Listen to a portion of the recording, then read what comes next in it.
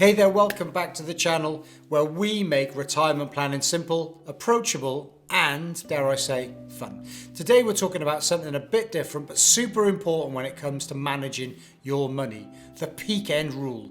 A psychological concept that can impact how you feel about your finances. And here's why you need to know about it. It might be influencing your decisions about money far more than you realise. Okay, let's break it down. The peak end rule comes from the field of behavioural psychology pioneered by Nobel Prize winning economist Daniel Kahneman and his research partner Amos Tversky. The idea is a simple yet powerful one. We remember experiences not as a complete story, but how they felt at their emotional peak, whether that was positive or negative, and this is the important bit, how they ended. One of the most famous studies on this was Kahneman's pain experiment. In this study, participants experienced two versions of an uncomfortable medical procedure. For those interested, the procedure was a colonoscopy in which a camera was inserted into the rectum, which is quite literally a pain in the In one version, the pain ended abruptly after reaching its worst point when the camera was removed. In the second version, the procedure ended with a less painful but still uncomfortable final stage. Here the camera remained in situ but without any other movement for a short period of time before it was removed. Strangely, people preferred the second version even though it lasted longer because the final period of the procedure was much less painful. This demonstrates that our memory of an experience is shaped far more by how it ends than by how long or how unpleasant overall it was. Another fascinating study looked at how people remember holidays. Participants rated trips not based on the trip's total enjoyment, but on the most intense highlights and how the trip ended. So a trip with a few extraordinary moments and a smooth final day was rated far higher than one with consistent enjoyment but a stressful ending.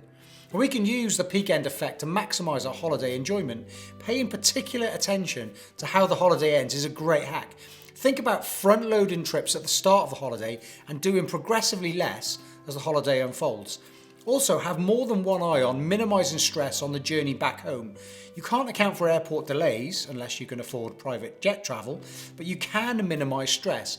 Securing access pass to an airport lounge could be one option. Another could be a taxi to and from the airport so you don't have to drive when you get out of the airport, or perhaps meet and greet at the terminal so you don't need to get the shuttle bus back to the long stay car park with all your luggage. The extra expense may well be worth it for the rose-tinted memories and probably worth the extra expense. But this concept isn't just about holidays or medical procedures, it applies to financial planning, saving for retirement, investing and even everyday money management. So let's talk about some ways you can use the peak end rule to your advantage when it comes to your money. Saving for retirement can feel like a never-ending journey, but what if you created peak moments along the way? Celebrate milestones like paying off a credit card, maxing out your ISA, or hitting a major retirement savings target.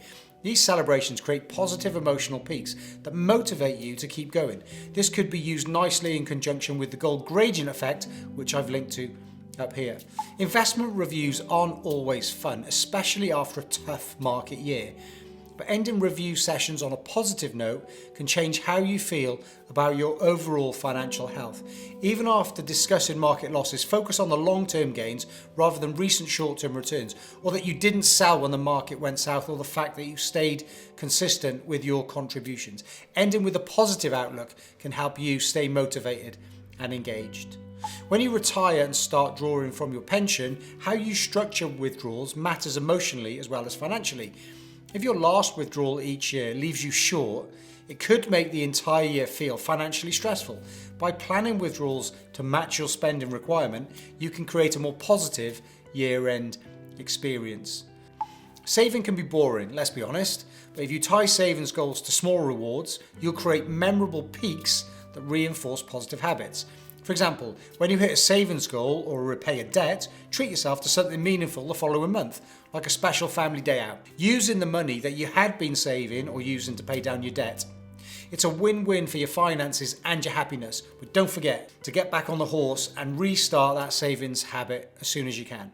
Before I talk about a couple of ways that the peak end rule can work against you, especially when it comes to saving, investing and making smart money decisions, I've got a very quick favour to ask. We're looking to grow this channel so more people like you can find our stuff on YouTube, but for that to happen, you need to let the YouTube algorithm know that this was a decent bit of content.